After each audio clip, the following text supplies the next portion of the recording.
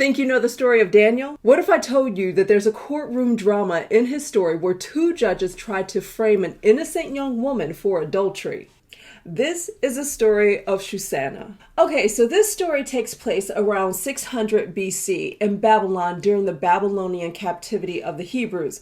And just to be clear, not all of the Hebrews that were in Babylonian captivity were poor or enslaved. Many of them prospered very well. Some of them even had their own businesses, like this guy, Yakim. Now, Joachim was wealthy and well respected among the upper class of the exiled Hebrews, and sometimes he would even offer his home as a meeting place for all the elders to gather and discuss matters involving their community. Now, Hakim, he had a beautiful wife, and her name was Suzanna. And Suzanna wasn't just beautiful, she was also modest, prayerful, and very disciplined in keeping the laws of the Most High. And she was known for two things, her beauty and her obedience to Yah. Now, among the elders who gathered at Hakim's house were these two crooked judges who appeared righteous to everyone outwardly, but inwardly, they were corrupt to the core. And even though these guys were secretly wicked, they had been appointed and somehow trusted by the Hebrews to rule and judge within their community. So one day they see Suzanna in the garden and they both become, desirable of her. And they continued to watch her together, admiring her beauty until one of them was finally like, hey, it's time for dinner, so I'm going to head home. And the other guy's like, yeah, me too. So one guy started walking towards his home, but he really had no intentions of going there. After he was out of sight and enough time passed, he actually turned around and went back to the garden so he could continue watching Suzanna by himself. But to his surprise, when he gets back to the garden, who does he see? His friend, the other guy, the elder who was supposed to be on his way home for dinner. So now these two creeps are in an awkward situation with one another, and they both have to admit to each other that their so-called desire for Suzanna has turned into a full-blown obsession for her. So now they develop this weird sort of partnership based on their mutual desire and perversion for another man's wife.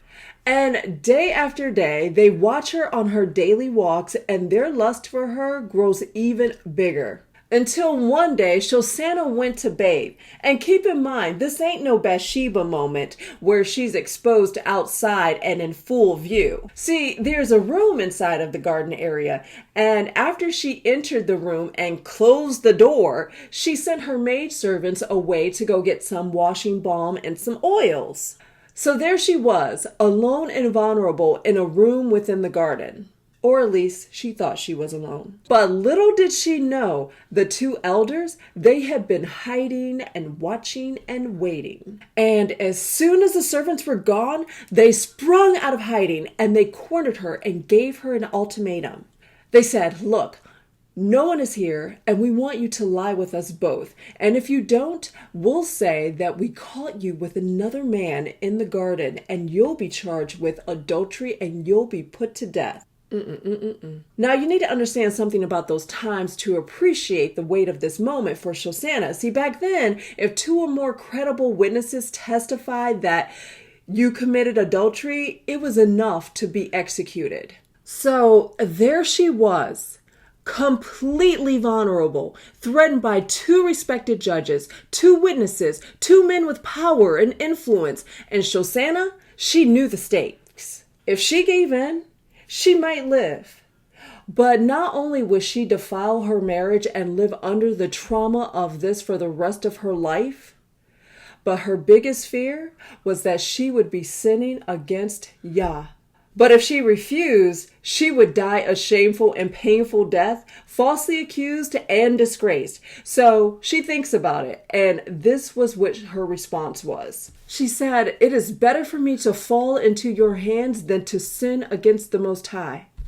Now that is covenant thinking under intense pressure. She chose obedience rather than her own survival.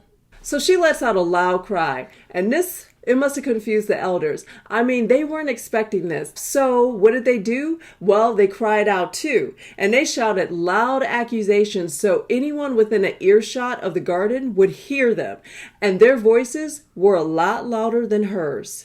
So here's some method to what they were doing.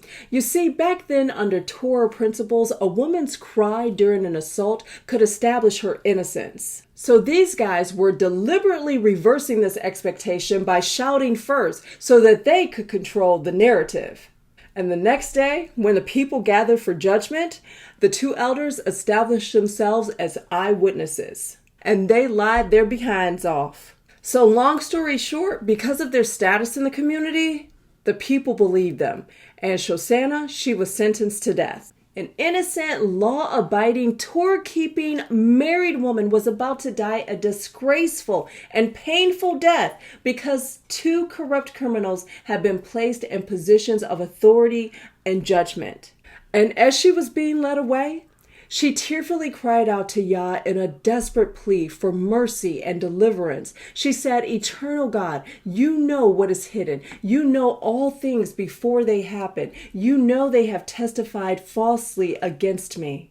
And Yah, he heard her because unbeknown to her, there was a young man in the court, and his name was Daniel.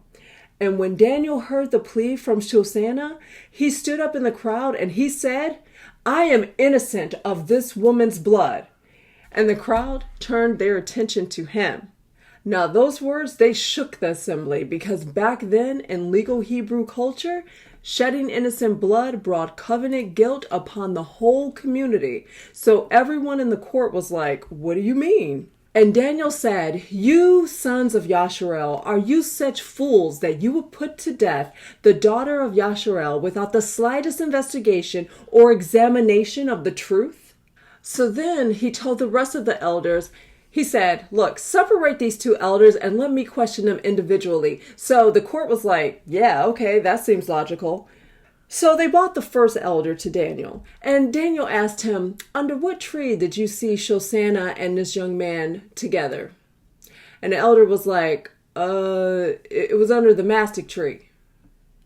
So they removed him, and he brought in the second elder, and Daniel asked the same question again. "Under what tree did you see them together?" And the guy was like, it was under the oak tree." So there you had it. Two witnesses, two stories, two lies exposed in front of everyone. So thanks to Daniel's refusal to go along with the mob, the truth finally came out for Suzanna. And the two crooked elders, well, they finally got what they deserved because the same judgment that they were planning for Suzanna fell on them instead. They were put to death, and Suzanna, she was set free. If you enjoyed this, please like, subscribe, and share. Follow along for more stories that you didn't learn in Sunday school that show the continuity of faithful saints willing to die than to break the covenant.